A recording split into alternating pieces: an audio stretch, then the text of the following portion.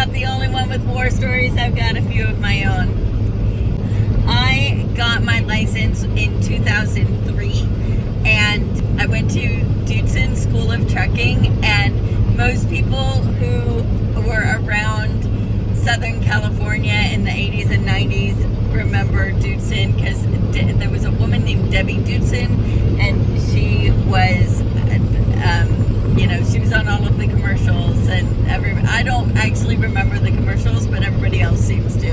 Whenever I tell anybody from Southern California I went to Dootson, they're like, I'm Debbie Dootson. I don't know. So I went to Dootson, and most people will go to school for just like 2 weeks, and then they take their test and they're done. And you basically, in California at the time, I don't know if this is still true, you were required to have 10 hours of behind the wheel practice. That's all you needed. Right at the beginning, they gave me all kinds of materials to study on my own to get my learner's permit.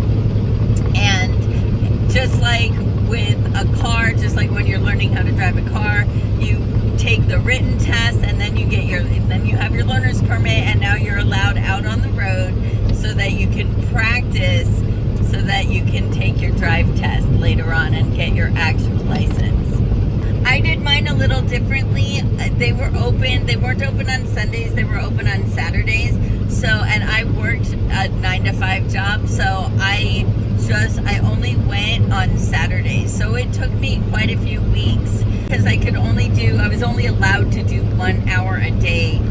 And I lived like an hour and a half away, but this was, I think, the closest school that I could find. And so I drove an hour and a half, did an hour of school, and then drove an hour and a half back home. What a mess.